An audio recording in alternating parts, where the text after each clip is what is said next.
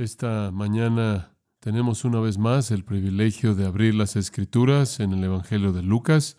Para aquellos de nosotros que nos están visitando semana tras semana, estudiamos las Escrituras versículo a versículo, explicando la riqueza de la palabra de Dios.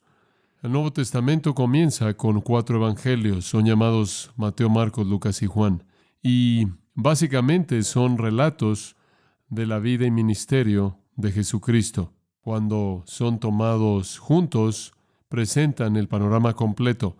El Espíritu Santo inspiró a cada uno de los escritores a escribir, seleccionaron los aspectos de la vida de Cristo que quisieron enfatizar, cada uno de una manera única, viendo la misma gran historia, la misma persona grande y gloriosa, Jesucristo, sin embargo, con matices y perspectivas muy individuales, y cuando usted los compara en su totalidad y los mezcla, usted obtiene la historia completa de Jesucristo.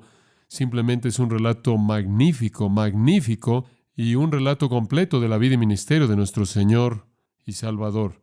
Resulta que estamos estudiando el Evangelio de Lucas, y el Evangelio de Lucas es rico en su propio derecho porque Lucas es un teólogo. Él es un historiador y él enriquece nuestro entendimiento tanto de teología como de historia conforme él cuenta la historia de Jesús.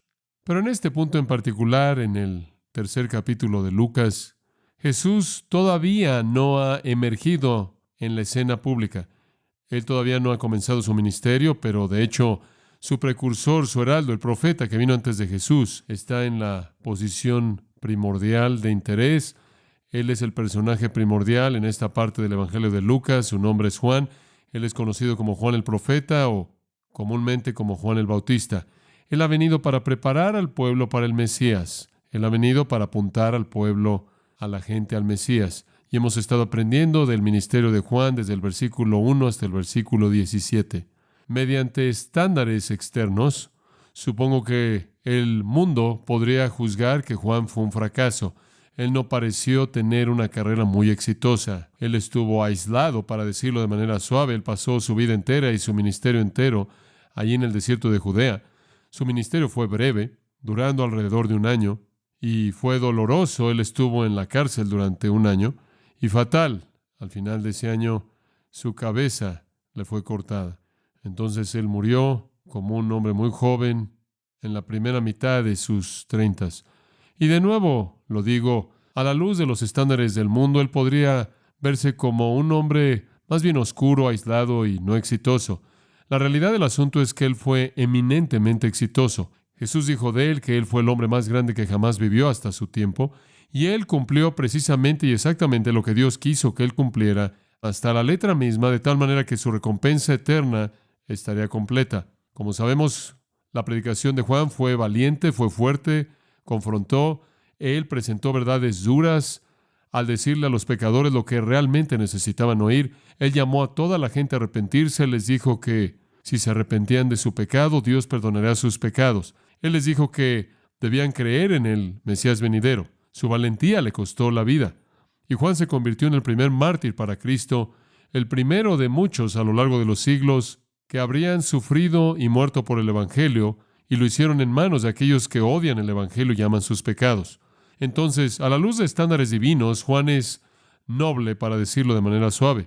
Como dije, el hombre más grande que jamás vivió hasta su época, un hombre que hizo exactamente lo que Dios quiso que hiciera y lo hizo de manera completa, un hombre que tuvo el privilegio maravilloso, de volverse el primer mártir para Cristo. Su vida fue monumental, sus méritos sin paralelos, debido a la naturaleza excepcional de su responsabilidad.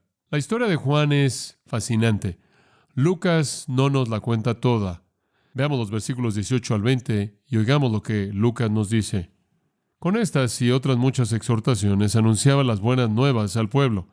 Entonces Herodes el tetrarca, siendo reprendido por Juan a causa de Herodías, mujer de Felipe su hermano, y de todas las maldades que Herodes había hecho, sobre todas ellas añadió además esta: encerró a Juan en la cárcel. Simplemente eso. Y con esa afirmación acerca de Juan siendo encerrado en la cárcel, Lucas termina su discusión de Juan. Su relato es muy breve. Realmente no es nada más que un resumen del ministerio de Juan. El versículo 18 resume el ministerio como dando muchas otras exhortaciones mediante las cuales él le predicó el evangelio a la gente, y después hay una afirmación breve acerca del hecho de que él agitó a Herodes y Herodes lo colocó en la cárcel. Ahora, Lucas no tiene la intención de ser cronológico aquí. Herodes, de hecho, no lo metió en la cárcel en este punto. Fue en algún punto después que Herodes lo metió en la cárcel. Pero Lucas busca simplemente cerrar la historia de Juan, y entonces él se adelanta para decirle cómo la historia termina, para que él ahora se pueda volver a Jesús, comenzando en el versículo 21, y Jesús se convierte en el enfoque singular del resto del Evangelio de Lucas. Ahora, en el resto del Evangelio de Lucas, Juan será mencionado, pero únicamente en referencia a Jesús. Jesús ahora ocupará el escenario central y será el personaje primordial, obviamente, en el resto de la historia. Y Juan se vuelve secundario, periférico, aunque hay un par de veces cuando él es mencionado en el capítulo 5, capítulo 7 y en el capítulo 9, y veremos esas conforme avanzamos. Entonces, Lucas, al no ser cronológico, simplemente avanza al final de la historia y concluye el ministerio de Juan al decir que él fue colocado en la cárcel, y eso nos dice que el ministerio de Juan esencialmente llegó a un fin. Su ministerio, de hecho, duró un año, entonces su ministerio empalmó con el ministerio de Jesús alrededor de 6 meses. Eso quiere decir, si regresamos un poco, que él ministró unos 6 meses, después Jesús vino, comenzó su ministerio, y sus dos ministerios se empalmaron por unos 6 meses. Después Juan fue colocado en la cárcel, él estuvo en la cárcel hasta casi un año, y entonces fue ejecutado. Lucas simplemente nos dice que él fue metido en la cárcel porque, de hecho, eso llevó a su fin su ministerio. Su lugar en la escena bíblica como el personaje principal termina aquí. El ministerio de Juan puede ser resumido en el versículo 18 como un ministerio en el que predicaba el evangelio a la gente. ¿Qué es el evangelio? Son las buenas noticias. Eso es lo que evangelio significa. ¿Y cuáles son las buenas noticias? Dios perdonará todos sus pecados si usted se arrepiente y cree en el Mesías, Jesucristo. Versículo 21 dice: aconteció que cuando todo el pueblo se bautizaba, también Jesús fue bautizado. Ahora, quiero leerle eso para que usted sepa que eso regresa al trabajo de Juan, porque fue Juan quien estuvo bautizando a la gente, y fue Juan quien bautizó a Jesús, como veremos. Eso es únicamente para apuntar que Lucas nos está presentando el fin de la historia, no cronológicamente. Él no estaba encerrado en la cárcel en este momento, porque el versículo 21 regresa a hablar acerca de su trabajo de bautismo y su bautizo de Jesús. Lucas en el versículo 20 simplemente nos cuenta el fin de la historia antes de que de hecho sucediera. Ahora, al ver estos 3 versículos, únicamente quiero seleccionar 3 palabras que son muy simples: predicando, personalizando y persecución. Simplemente 3 que espero pueda recordar y nos van a ayudar a desarrollar esta historia. Ahora, para obtener la historia completa, y usted no puede limitarse a estos 3 versículos. La historia es demasiado emocionante y demasiado maravillosa. Esta, francamente, es la novela original del Nuevo Testamento, y simplemente leer nombres como Herodes y Herodías abre esta historia entera que es sorprendente de lo que le sucede a Juan. 3 palabras: predicando, personalizando y después persecución, resumen la historia de Juan. Veamos el versículo 18. Con estas y otras muchas exhortaciones anunciaba las buenas nuevas al pueblo. Ahora, ya hemos visto eso en los versículos 7 al 17. Durante muchos meses, desde el invierno del 26 después de Cristo, al comienzo del verano de ese año, Juan estuvo en el desierto de Judea, ahí, junto al río Jordán, llamando a la gente a arrepentirse. Y usted recordará que toda Jerusalén y Judea estaban saliendo porque estaban emocionados por la venida del Mesías, estaban cansados de la opresión romana y querían que el Mesías llegara y los librara y los liberara. Y entonces están llegando, y cuando oyen que el precursor del Mesías estaba ahí, están preparándose aparentemente para el Mesías. Antes de que el Salvador apareciera en la escena en público, Juan estaba predicando estas buenas noticias de arrepentimiento, y él estaba bautizando al pueblo como un símbolo externo de su arrepentimiento interno. Y esto se estaba llevando a cabo durante unos 6 meses antes de que Jesús, de hecho, se apareciera para que fuera bautizado, para que fuera designado como el Cordero de Dios que quita el pecado del mundo y comenzara su ministerio. Él se apareció, esto es Juan, todo el pueblo en su impiedad terrible, la realidad del juicio eterno. Él les predicó la ira venidera, el infierno eterno, y él predicó que los hombres irían ahí si no se arrepentían sin retraso y creyeran en el Mesías, el Señor Jesucristo. Él advirtió al pueblo que huyeran de la ira venidera. Él les advirtió que no podían ser salvos por el ritual y que no podían ser salvos por la herencia, sino únicamente mediante arrepentimiento de corazón. Y al final de unos 6 meses de ese ministerio, Jesús vino para ser bautizado y veremos eso en la siguiente sección. Juan bautizó a Jesús. En ese punto, Dios oficialmente estaba identificando a Jesús como el Mesías, pero eso no terminó, como dije, con el ministerio de Juan. Continuó unos 6 meses más. Ahora, simplemente un comentario al final del versículo 18. Él anunciaba o le predicaba el Evangelio, las buenas nuevas al pueblo. Claro que se refiere a los judíos, obviamente son el pueblo que estaba de manera única en la tierra de Israel, son aquellos a quienes el Evangelio fue traído en primer lugar, claro, pero no estuvo limitado a ellos y el Antiguo Testamento, y hemos estudiado eso antes. El Antiguo Testamento indicó que el Evangelio será predicado, las buenas noticias del perdón del nuevo pacto será predicado a todo el pueblo, a todas las naciones, todas las personas. Y una buena ilustración de eso está en el movimiento inmediato del versículo 18 al versículo 19 y la introducción de Herodes, quien fue reprendido por Juan debido a Herodías, la esposa de su hermano. Ahora, Herodes no fue un judío, él era un edomita, no un judío. Indica que Juan no limitó su predicación a los judíos porque el Evangelio del perdón nunca fue limitado a algún grupo de personas. Entonces, el ministerio de Juan continúa empalmando con el ministerio de Jesús y él predica el Evangelio a todos los que oigan. Ahora, permítame llevarlo a Juan capítulo 3 simplemente para meterlo al flujo un poco más de la cronología de todo esto. Cuando Juan bautizó a Jesús, como dije, su ministerio continuó por unos 6 meses. Entonces su ministerio y la primera parte del ministerio de Jesús se empalmaron. Juan continuó preparando a la gente para la recepción de Jesús a lo largo de esos primeros meses. Y Juan capítulo 3, en cierta manera, nos presenta algo de la historia. Versículo 22. Después de esto vino Jesús con sus discípulos a la tierra de Judea y estuvo allí con ellos y bautizaba. Versículo 23. Juan bautizaba también en Enón, junto a Salim, porque había muchas aguas ahí, venían y eran bautizados, porque Juan no había sido aún encarcelado. Simplemente quiero presentar la nota de que el ministerio de Juan continuó. Juan siguió predicando y bautizando. Jesús comenzó a predicar y bautizar, y sus ministerios se empalmaron hasta que Juan fue arrojado a la cárcel. Viene algo de diálogo con respecto al ministerio de Juan. Versículo 25. Entonces hubo discusión entre los discípulos de Juan y los judíos acerca de la purificación. Y vinieron a Juan y le dijeron: Rabí, mira que el que estaba contigo al otro lado del Jordán, de quien tú diste testimonio, bautiza, y todos vienen a él. Ahora, aquí hay algunos de los discípulos de Juan y le están diciendo: mira, Jesús ha comenzado su ministerio, al que apuntaste, y todo el mundo está saliendo a Jesús. Hay algo de una especie de herida personal, algo de celos quizás, porque la multitud está comenzando a concentrarse en el Mesías y Juan está comenzando a perder esa prominencia que él tuvo, y ciertamente así debería ser. Pero Juan lo sabía, y él les respondió, versículo 27, y dijo: no puede el hombre recibir nada si no le fuere dado del cielo. Vosotros mismos me sois testigos de que dije: yo no soy el Cristo, sino que soy enviado delante de él. ¿Se acuerda de que la semana pasada que le dije que Juan nunca dijo ser el Mesías, y aquí él afirma que él nunca dijo ser el Mesías?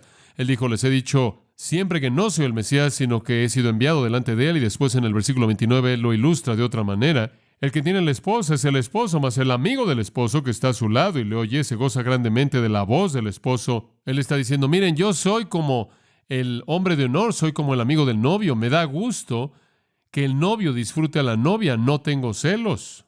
En otras palabras, tengo que cumplir con una responsabilidad. Yo no soy el personaje principal aquí. Y después, en el versículo 30, lo resume en esa gran afirmación: es necesario que él crezca, pero que yo mengüe.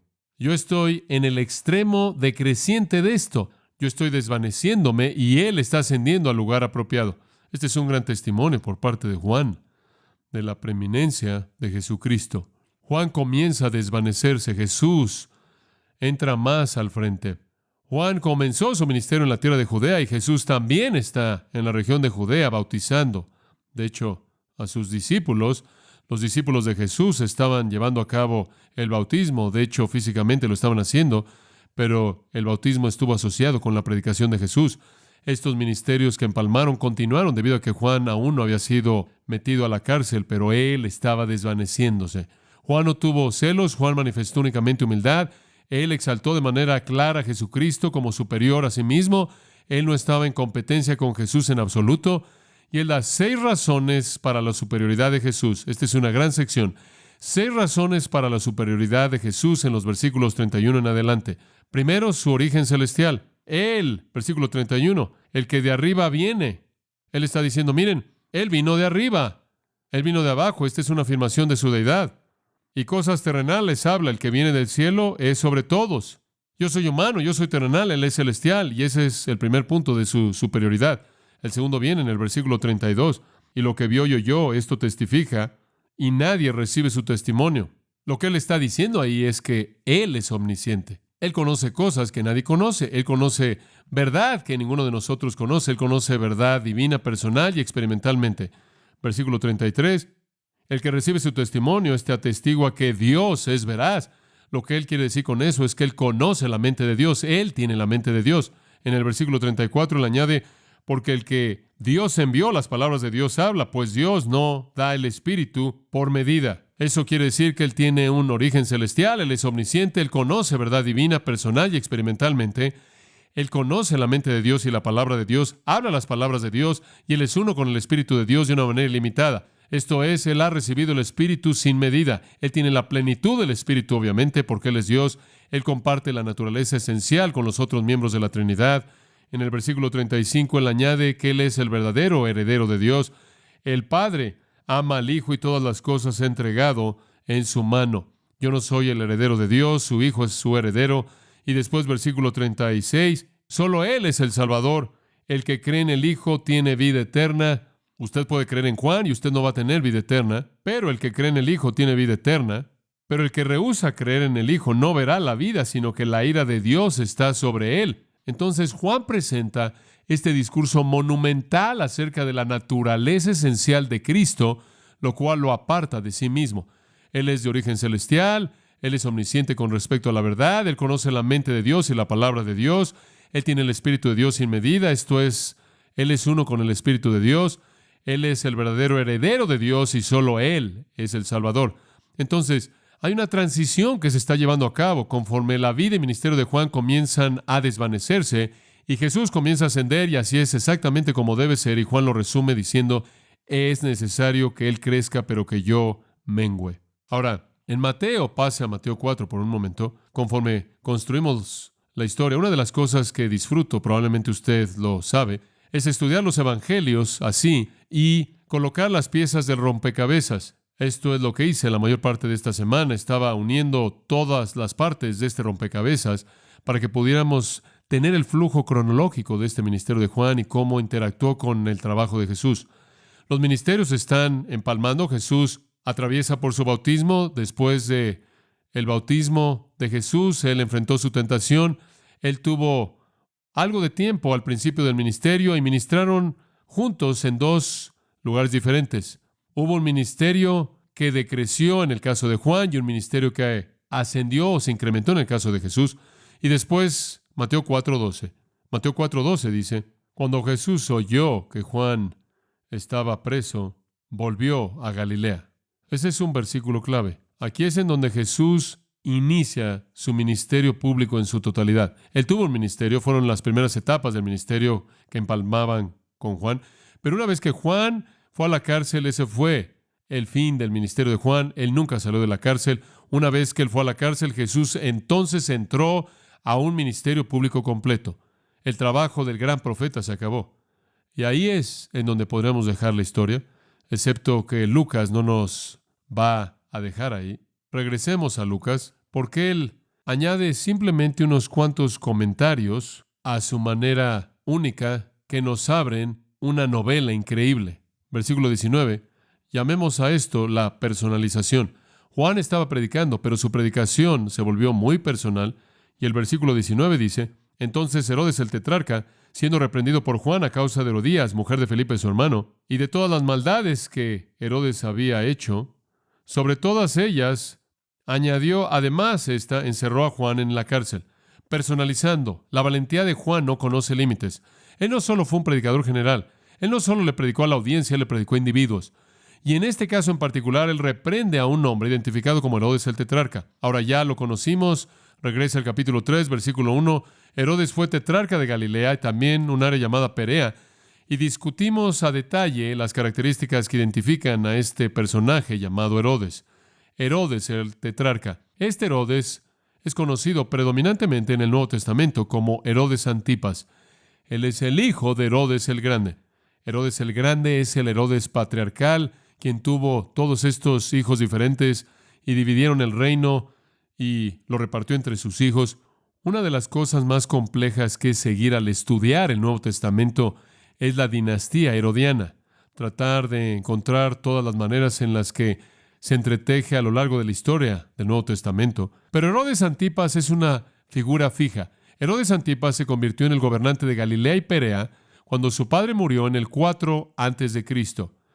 Y él gobernó durante 42 años. Entonces, desde el 4 antes de Cristo, usted sabe, hasta alrededor del 39 después de Cristo, usted tiene a este hombre como el rey títere, no obstante el rey, sobre el área de Galilea y Perea. Eso es mucho tiempo que incluye el ministerio entero de Jesucristo. Desde el nacimiento de Cristo hasta la muerte de Cristo, este hombre estuvo en el poder. Él fue el hermano de Arquelao. Arquelao fue otro hijo de Herodes, cuyo territorio más tarde se le dio a otro Herodes llamado Herodes Agripa. Este Herodes el tetrarca, o Herodes Antipas, es el Herodes conocido del que usted lee cuando usted lee el Nuevo Testamento. Él no fue judío, como dije, él era edomita o un descendiente de Saúl, y en ese sentido, él era menospreciado. Y él fue odiado por los judíos porque él construyó su ciudad capital, Tiberias. Algunos de ustedes han estado conmigo en Tiberias, un lugar hermoso en la costa occidental del mar de Galilea. Esa ciudad originalmente fue construida por Herodes en honor a Tiberio César y fue construido, tristemente, en gran parte para el dolor de los judíos, encima de un cementerio. Después, para empeorar las cosas, él levantó ídolos en lugares públicos, y si hay algo que conocemos acerca de los judíos después de que salieron de la cautividad en Babilonia, fueron purgados de cualquier interés en la idolatría, y esta fue una gran ofensa para ellos. Entonces ellos no tenían nada más que odio hacia este hombre.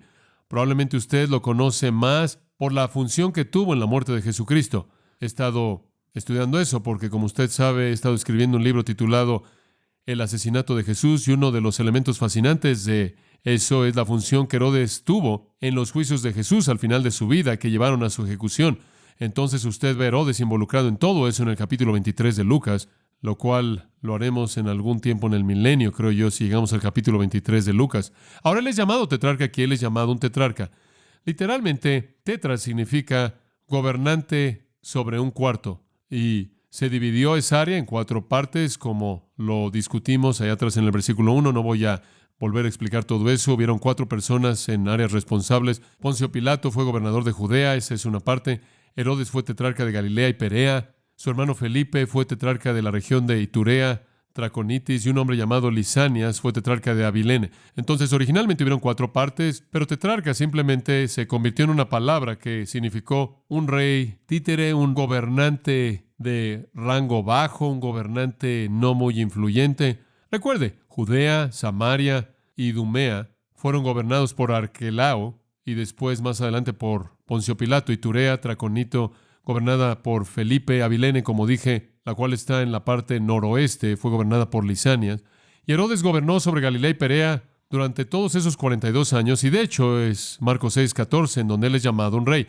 Entonces él adoptó el título para sí mismo y la gente lo adoptó. Ahora, el hecho de que él fue un rey pudo haber hecho que algunos predicadores suavizaran su tono. Y digo, ¿qué tan elevado va a ir usted en su condenación en contra del pecado? ¿Y cuán directo va a ser usted? ¿Y cuán personal va a ser usted? ¿Acaso va a hablarle usted nariz a nariz al hombre que tiene poder sobre su vida y le va a decir lo que necesita oír? Bueno, Juan no fue porque Juan no fue amable, fue porque Juan fue compasivo. El Evangelio, mantenga esto en mente, el Evangelio es un mensaje de arrepentimiento, pero un mensaje de arrepentimiento para llene en el espacio en blanco perdón de pecados. Y lo más amable que usted le puede decir a alguien es que Dios perdonará todos sus pecados si se arrepiente, ¿verdad? Esas son buenas noticias. Estas no son malas noticias. Estas son muy buenas noticias. Y mientras que la verdad es dura porque debe exponer el pecado, al mismo tiempo es misericordiosa porque trae perdón. Y Juan reprendió de manera directa a este hombre, Herodes. Él lo reprendió. Ese es un participio presente pasivo, y digo eso porque lo que significa un presente pasivo participio es acción continua. Lo que usted tiene aquí es una indicación de que esto es algo que Juan probablemente hizo regularmente.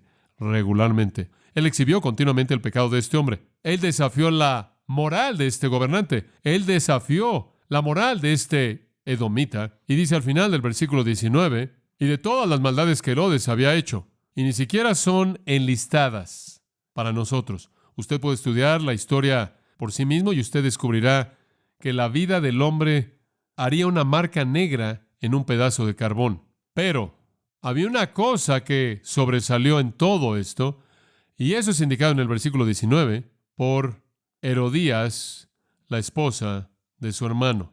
Ahora, los problemas matrimoniales no fueron algo nuevo para los Herodes. Herodes el Grande, está listo para escuchar esto, tuvo 10 esposas. 10 esposas.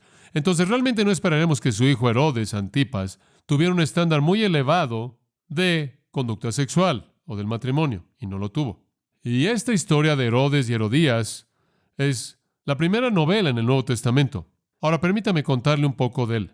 Herodes fue poderoso.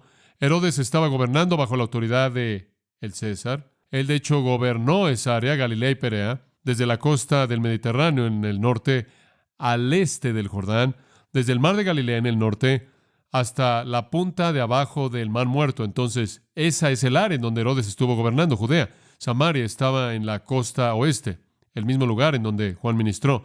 Entonces, Juan realmente estaba confrontando a su propio dictador, a su propio gobernante. Ahora, Herodes vivió en la ciudad de Tiberias, la cual él construyó sobre el cementerio. No hay registro, por cierto, y me parece que esto es fascinante, que Jesús jamás visitó esa ciudad, y el mar de Galilea es un lugar pequeño. Usted literalmente puede estar de pie en un extremo y ver el otro extremo, estar de un lado y ver el otro lado, y usted puede cruzar ese lago de manera muy breve si usted está manejando. Lo podría hacer en una cantidad razonable de tiempo si usted está caminando.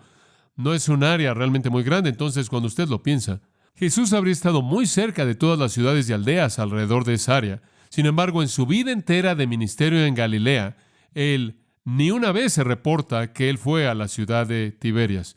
Quizás él se mantuvo alejado para evitar Herodes, debido a que fue su padre, recuerde, fue el padre de Herodes, Herodes el Grande, quien masacró a todo bebé niño alrededor de Belén para evitar que otro rey viniera. Y fue también su padre quien había asesinado a su propia familia. Él asesinó a gran parte de su propia familia.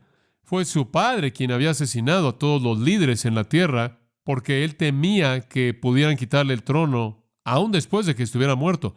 Y él también asesinó, y esto es sorprendente, al Sanedrín entero. Su padre fue un asesino y un homicida. Y bien podría ser que en un esfuerzo por no contribuir a la situación y no elevar la hostilidad de Herodes hacia sí mismo, que Jesús simplemente evitó eso, queriendo ser fiel con la agenda divina para morir únicamente cuando fue el propósito del Padre que él muriera. Pero aquí dice que Juan confrontó a este hombre impío, este hombre malo cuya lista de impiedad es demasiado larga como para que Lucas inclusive la escriba. Es simplemente suficiente decir que hubo una grande acumulación de impiedad, todas las maldades, nos dice Lucas. Este hombre, en medio de toda esta impiedad, tuvo un pecado en particular que era abierto y público, y tuvo que ver con su relación con una mujer llamada Herodías, quien fue la esposa de su hermano. Ahora, para entender la historia, pase a Mateo capítulo 14. Mateo capítulo 14, usted va a descubrir que esto es fascinante. Vamos a ver si podemos avanzar a lo largo de esto. Mateo 14:1. En aquel tiempo Herodes el tetrarca oyó la fama de Jesús.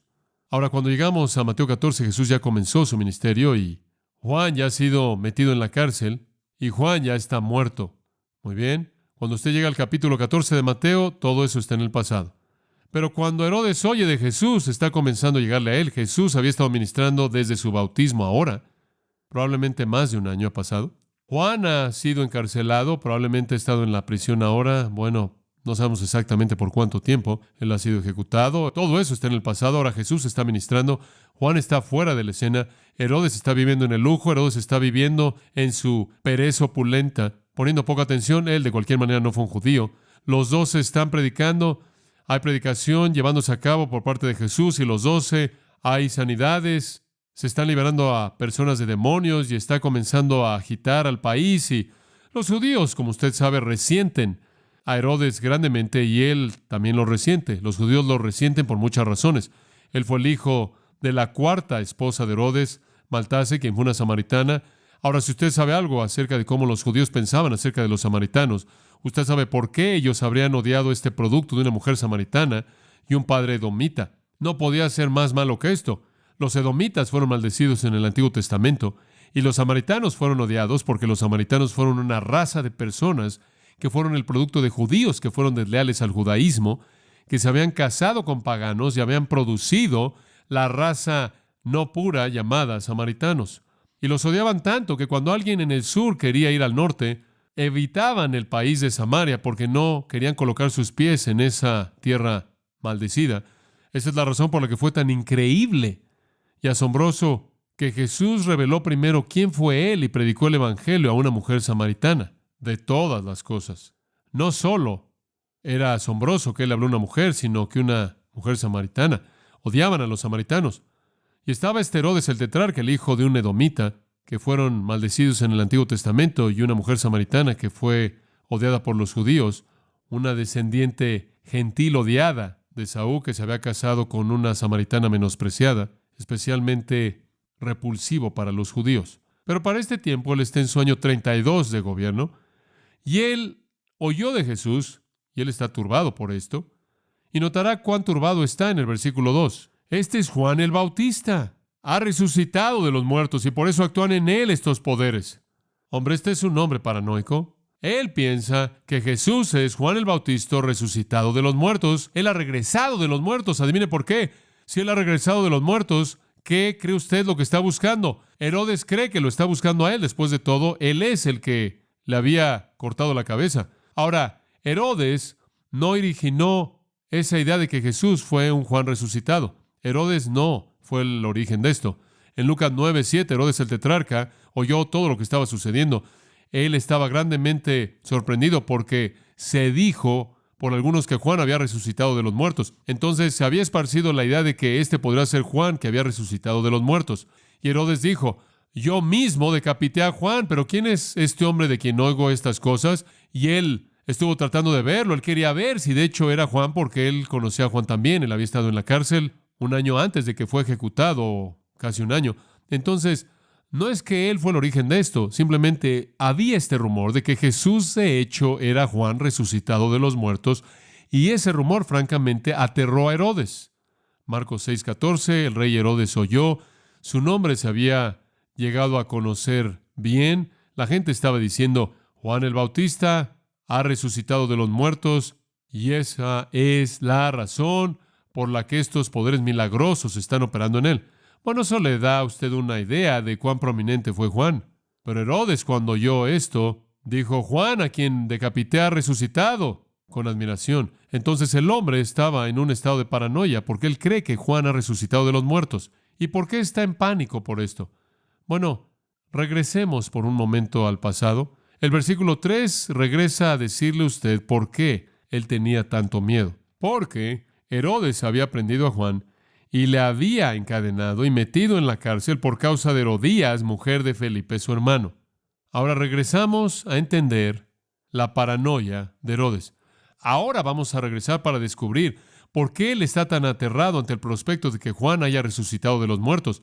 Ahora, simplemente un comentario al margen. Juan no resucitó de los muertos. Jesús no es un Juan resucitado. Jesús es Jesús, mayor que Juan, como Juan lo señaló en el 3 capítulo del Evangelio de Juan, que le leí a usted antes. Pero esto nos da la historia. Cuando Herodes arrestó a Juan, él lo encadenó y lo colocó en la prisión debido a Herodías, la esposa de su hermano Felipe. Porque Juan había estado diciendo repetidamente: no te es lícito tenerla. Usted tiene que amar a Juan. Me encantaría que tuviéramos algunos Juanes que se pusieran de pie ante la gente prominente. Y él se mantuvo diciendo esto en público: esto no te es lícito, esto no está bien, no puedes tener esta mujer. Ahora, la valentía de Juan fue un llamado al arrepentimiento. Él está llamando a este hombre a arrepentirse de este pecado. Y él le va a decir, claro, en este proceso que hay perdón. Si este rey, no muy importante, pagano, impío, se arrepiente, Dios lo perdonará y su alma eterna será salva. Un poco de trasfondo. Nos dice en el versículo 3 que Herodías es la esposa de su hermano Felipe. Ahora, simplemente trate de seguir esto si usted puede. Este es un examen. Herodes estuvo casado en ese entonces con la hija del rey de los árabes de Nabatea, Aretas fue el rey. Herodes se había casado con su hija. Pero Herodes tuvo un hermano en Roma llamado Felipe. Él tuvo dos hermanos llamados Felipe. Uno fue Felipe el tetrarca, que estaba gobernando en esa área, como mencioné, Traconito e Iturea. Pero él tuvo otro hermano llamado Felipe, que estuvo en Roma.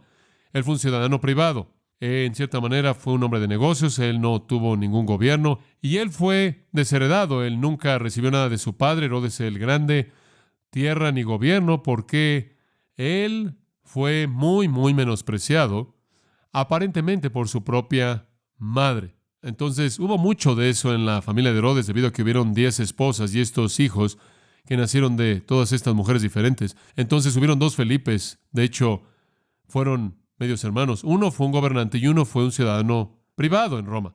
Bueno, el Felipe de Roma tuvo una esposa llamada Herodías. Escuche esto. Ella fue la hija de otro hijo de Herodes el Grande por otra mujer. Entonces, su esposa es su media hermana. Esto es realmente terrible. Felipe estaba a una generación de distancia de los lomos de Herodes el Grande. Me imagino que ella está a 2 generaciones de Herodes el Grande, entonces están conectados de esa manera. Esto es incesto. Entonces, Juan ciertamente tuvo todo derecho de condenar este matrimonio. Él pudo haber condenado el matrimonio con Felipe, porque de hecho Felipe estaba casado con su media hermana, y esto era lo que constituía incesto por cualquier definición. Es muy claro que hay más que eso, no obstante, porque para que Herodes se casara con esta mujer, él tuvo que divorciarse de su propia esposa después de que había seducido a esta mujer. Entonces había adulterio involucrado, hubo divorcio involucrado, hubo una relación incestuosa involucrada. Y entonces Juan simplemente lo confrontó de frente. Todo en cierta manera sucedió porque Herodes aparentemente, si atamos los cabos de la historia, viajó a Roma y conoció a la esposa de su hermano, quien también era su pariente cercana, y la persuadió, él la sedujo, y después la persuadió a dejar a Felipe y que se convirtiera en su esposa. Y para hacer eso, él tuvo que divorciarse de su esposa. Ella tuvo que divorciarse de su marido, y pasaron por todo eso, y terminó con ella, y se la llevó de regreso a estar en Galilea.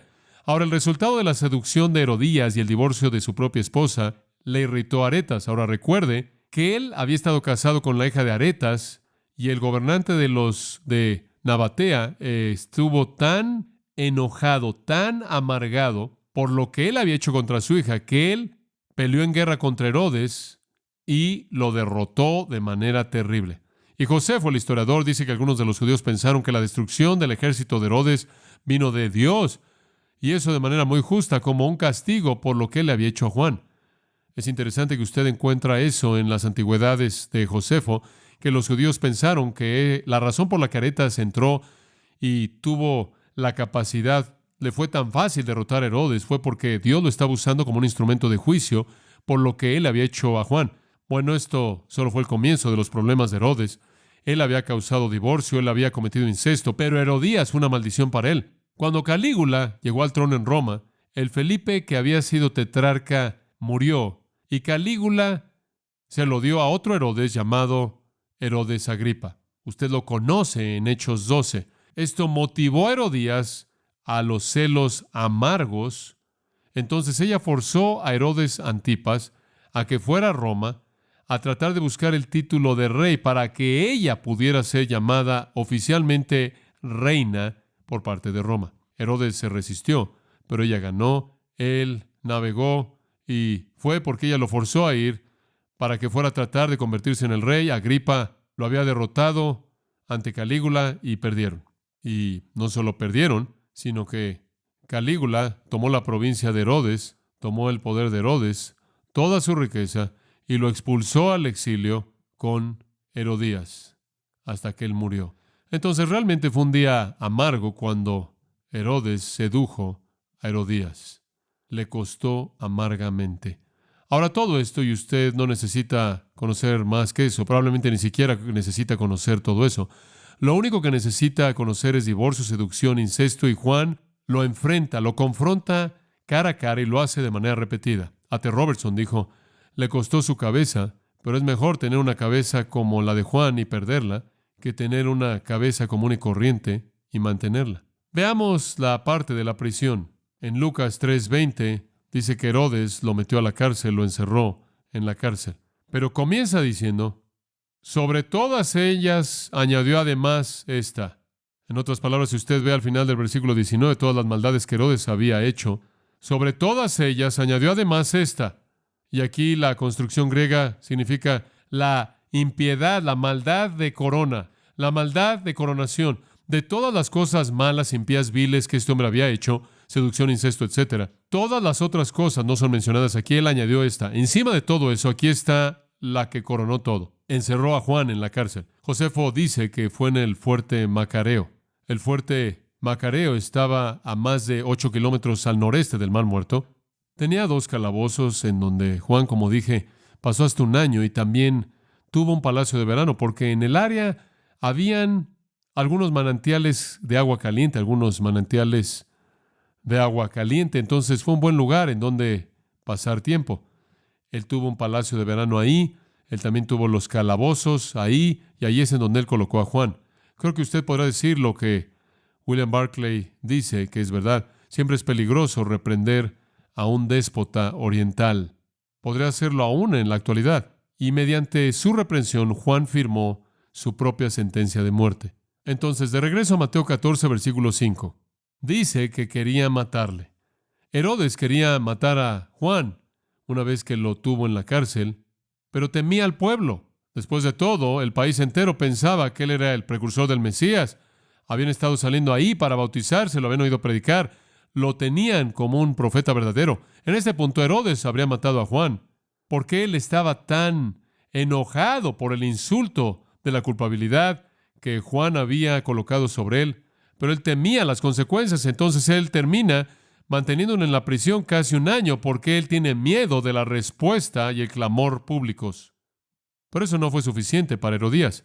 Si Herodes estaba apenado, entonces Herodías aparentemente estaba más apenada. El versículo 6 cuenta la historia sorprendente. Pero cuando se celebraba el cumpleaños de Herodes, la hija de Herodías danzó en medio y agradó a Herodes. Ahora, todos conocemos esta historia terrible. Para llenar los espacios en blanco, Marcos 6:19, Herodías estaba enojada en contra de Juan y quería matarlo, y no lo podía hacer, porque Herodes temía a Juan, sabiendo que él era un hombre justo y santo, y lo mantuvo a salvo. Y cuando él oyó, él quedaba perplejo, pero él solía disfrutar escucharlo. Sorprendente. Herodes sabía que él era un hombre santo, él sabía que él era un hombre justo, y le gustaba escucharlo, y lo mantuvo a salvo. Entonces, por ese tiempo, Herodes se convirtió en su protector. ¿Sabe una cosa? Ese es un honor real para la integridad de este hombre, Juan, que inclusive el hombre que él confrontó sabía que él era justo y sabía que él era santo, pero Herodías lo quería muerto. Entonces, en el cumpleaños de Herodes, la hija de Herodías bailó ante ellos y agradó a Herodes. Agradó es un eufemismo para emoción sexual. Las danzas que estas niñas bailaban eran inmorales, seductoras, provocativas, bailes sin vergüenza. En cierta manera pasó así. Hubo una fiesta con mucha bebida y fiesta, y conforme se embriagaban más y más, sacaban a las niñas que bailaban. Una fiesta de cumpleaños en ese mundo antiguo era únicamente para los hombres. Por así decirlo, era una despedida de soltero. Fiesta, embriaguez, que llegaba a su clímax mediante estimulación sexual por parte de bailarinas. Realmente, que una princesa hiciera esto era sorprendente, pero hacer esto era algo común. Herodías estuvo dispuesta a tomar a su hija y hacer esto para incitar a Herodes, porque ella quería venganza contra este hombre quien la había avergonzado públicamente. Josefo nos cuenta el nombre de la hija, ¿se acuerda usted? Salomé. Eso no está en la Biblia, pero Josefo, el historiador, nos cuenta eso. Entonces, el cumpleaños de Herodes, Herodotus Dais, llegó a ser un proverbio para festivales con excesos en los días de la antigüedad en la historia romana. Esta fue una fiesta desenfrenada que tuvo este hombre. Ella aprendió sus lecciones incestuosas muy bien. Por cierto, Salomé, según Josefo, más tarde se casó con su tío. Agradó a Herodes, encendió su fuego. En su estupor de embriaguez, de glotonería, él fue seducido, perdió toda la dignidad, perdió toda la sensibilidad, perdió toda la racionalidad. Y queriendo ser de alguna manera el benefactor grande, magnífico, ante todo mundo, y mostrarle a todo mundo que de alguna manera él era muy generoso. Él se volvió presa de su propia lujuria impía e hizo una promesa torpe. Versículo 7. Por lo cual éste le prometió con juramento darle todo lo que pidiese. Y eso echó a andar el complot. Ella, instruida primero por su madre, dijo: dame aquí en un plato la cabeza de Juan el Bautista. Esta niña probablemente tiene 16, 17 años de edad. Ella la quería, por favor observe, ahora. La quiero en este momento, aquí, en un plato.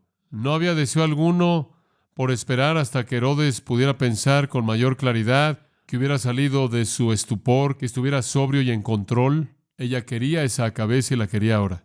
Él fue demasiado orgulloso como para romper su juramento público. Él estaba tratando de mostrar cuán magnánimo él era, lo magnífico que era, y él se había colocado en una esquina. Su insensatez le iba a causar cometer un crimen enorme en contra de un hombre que él sabía que era piadoso, en contra de un hombre que sabía que era santo, en contra de un hombre que él sabía que hablaba la verdad, porque él conoció la verdad por lo que Juan lo confrontó. Él es impotente moralmente, él es un necio, él es débil, él está en orgullo, su copa está llena de iniquidad y el costo de casarse con esta mujer ahora ha llegado a grandes alturas. Y entonces en el versículo 9, entonces el rey se entristeció, pero a causa del juramento y de los que estaban con él a la mesa, realmente no quieres quedar mal con los invitados. ¿No es sorprendente lo que motivó a este hombre? Usted puede ver la ausencia total de virtud. Él estaba más preocupado por su reputación entre sus invitados, el resto de los borrachos que estaban ahí. Entonces, el hombre borracho, lleno de lujuria, seducido por la hija de su esposa, cayó en una falta de valentía torpe, terminando en que él asesinara al hombre de Dios. Versículo 10. Y ordenó decapitar a Juan en la cárcel. Y fue traída su cabeza en un plato y dada a la muchacha, y ella la presentó a su madre. Qué manera tan horrenda de terminar la fiesta. Mateo Bradus escribió: cuando el plato fue traído con la cabeza sangrando sobre él, sin duda alguna, ella la tomó de manera temblorosa en sus manos, no fuera que una gota de sangre manchara su vestido de gala, y se la llevó a su madre, como si le estuviera trayendo algún tipo de platillo selecto de la mesa del rey. No era raro traer la cabeza de alguien que había sido matado a la persona que la había ordenado, como una prueba segura de que el mandato había sido obedecido. Cuando la cabeza de Cicerón fue traída a Fulvia, la esposa de Marco Antonio, ella le escupió y, sacando la lengua que se había opuesto de manera tan elocuente y había condenado a Antonio, ella perforó esa lengua con su pasador del cabello con gestos amargos. Jerónimo se refiere a este incidente y dice que Herodías hizo lo mismo con la cabeza de Juan. Le escupió, le jaló la lengua y la perforó. Entonces, este deseo impío por parte de los Herodes por callar al hombre de Dios. Juan fue asesinado alrededor de un año después de que había estado en la cárcel, asesinado, y su ministerio y su vida se acabaron. Pero créame, él pasó a su recompensa gloriosa y él permanece como un modelo permanente de predicación fiel, sin concesiones. ¿No es cierto? Una nota hermosa termina con la escena horrenda, versículo 12 de Mateo 14. Entonces llegaron sus discípulos, ellos habrían sido los seguidores de Juan, aquellos que habrían estado ahí con él en el desierto mientras que él predicó y bautizó, y tomaron el cuerpo y lo enterraron y fueron y dieron las nuevas a Jesús. Ellos supieron que Jesús querría saber. Por cierto, ni Herodes ni Herodías lograron nada al matar a Juan. Ellos no podían deshacerse de sus pecados, ¿verdad? Y ciertamente no pueden deshacerse de su culpabilidad. Si usted regresa a los versículos 1 y 2, eso es lo que lo lleva a estar en pánico en primer lugar, porque Herodes tiene miedo de que el rumor pudiera ser verdad. Y Juan estaba de regreso de los muertos. Y Herodes está en un estado de paranoia con tormento. Él podía callar la voz de Juan, pero él no podía matar la verdad. Herodes quería ver a Jesús para ver si era Juan, pero nunca lo vio. Cuando vio a Jesús finalmente, fue cuando Jesús le fue enviado en su juicio, y Herodes contribuyó a su ejecución. Pero él recibió un mensaje de Jesús, lo recibió. Y Lucas nos habla de eso. Voy a cerrar con eso. Él recibió un mensaje de Jesús, como dije, Jesús nunca lo vio. Lucas 13:32, veremos esto más adelante, pero es una especie de adelanto. El versículo 31 dice: llegaron unos fariseos diciéndole a Jesús: sal y vete de aquí, porque Herodes te quiere matar. Más vale que te vayas de aquí, Jesús. Herodes te quiere matar. Y les dijo: id y decid a aquella zorra. Vayan y díganle: he aquí echo fuera demonios y hago curaciones hoy y mañana, y al tercer día termino mi obra. Sin embargo, es necesario que hoy y mañana y pasado mañana siga mi camino, porque no es posible que un profeta muera fuera de Jerusalén. ¿Sabe usted lo que está diciendo? Tú mataste a Juan, amigo mío, pero no me puedes matar hasta que se acabe mi obra. Herodes eventualmente participó en su ejecución, pero no pudo participar hasta que la obra de Jesús se acabó. Bueno, ese es el fin de la historia de Juan. Herodes terminó con todo el poder terrenal y se fue al infierno. Juan tuvo todo el poder celestial y se fue al cielo. Con mucha frecuencia, como usted sabe, el precio de la valentía es el rechazo público, pero también es gloria divina, ¿no es cierto? Y no creo, simplemente como un epílogo, no creo que ningún predicador verdadero está preocupado por la popularidad. Esa nunca ha sido la meta de un predicador verdadero. La meta de un predicador verdadero es hablar la verdad a costa de lo que sea, ¿verdad? Esa es la razón por la que Juan provee un ejemplo tan grande para nosotros. Entonces Juan, quien vino al escenario de una manera tan prominente, sale del escenario y la próxima vez la historia comienza con Jesús.